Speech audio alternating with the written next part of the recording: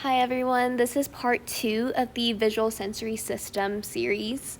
In this section, we'll be going over the conditions which affect phototransduction. So right here, you just see the general GPCR pathway that you saw in video 1. And we're just going to be comparing what happens when there's a presence of light versus an absence of light. So first, if we look at the presence of light, you'll see that light right here activates rhodopsin. Rhodopsin can then activate transducin.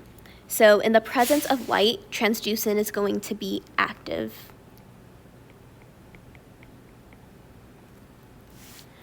Transducin can then go on to activate your phosphodiesterase, and that is responsible for converting cyclic GMP to just GMP.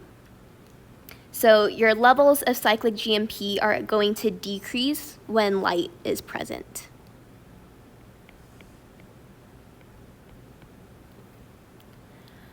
If you look at this channel over here, this is a voltage-gated sodium channel. So when cyclic GMP levels are low in the cell, this signals for this channel to close. As a result, you're not able to let in any sodium or any calcium into the cell. So the channel is closed. Because you're not allowed to let in any sodium or calcium, you're not able to balance out the charges that are present with this. So typically in a resting cell, the inside of the cell will be negative and the outside will be positive. If you're not allowed to let sodium into the cell, you're actually going to hyperpolarize the cell because now there will be an excess of positive charges on the outside versus a lot of negative charge on the inside.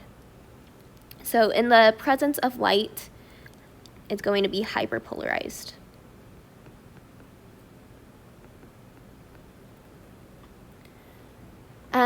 What this does is that because you're not allowed to let calcium into the cell, your calcium can't bind to this protein right here called calmodulin. So right here you have your calcium, and it's not able to bind to calmodulin. Calmodulin is responsible for the neurotransmitter release, and that neurotransmitter is glutamate. So typically you'll have calcium, which binds to calmodulin, which then allows for the release of glutamate.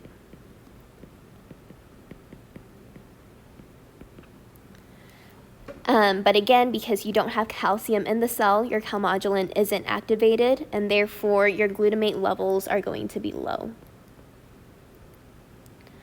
So if we look at what happens in the absence of light, so in the dark, your rhodopsin isn't being activated by light. So therefore, your transducin also isn't being activated. So in dark conditions, transducin is inactive. If we look at what that does to the cyclic GMP levels, we'll see that because transducin is inactivated, you're also inactivating phosphodiesterase. So therefore, you're not converting cyclic GMP to GMP. That causes a buildup of cyclic GMP. So cyclic GMP levels in dark conditions are increasing.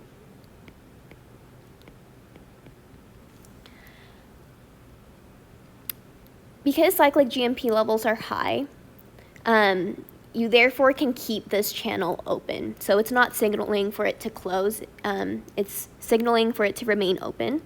So therefore, your sodium as well as your calcium can actually flow into the cell. So channels in dark conditions are going to be open. Because you're letting this plus charge come into the cell, you're going to be depolarizing it.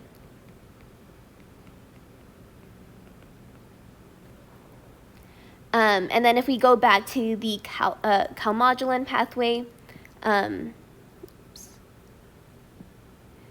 your calcium can now bind to your calmodulin, and this can now release glutamate.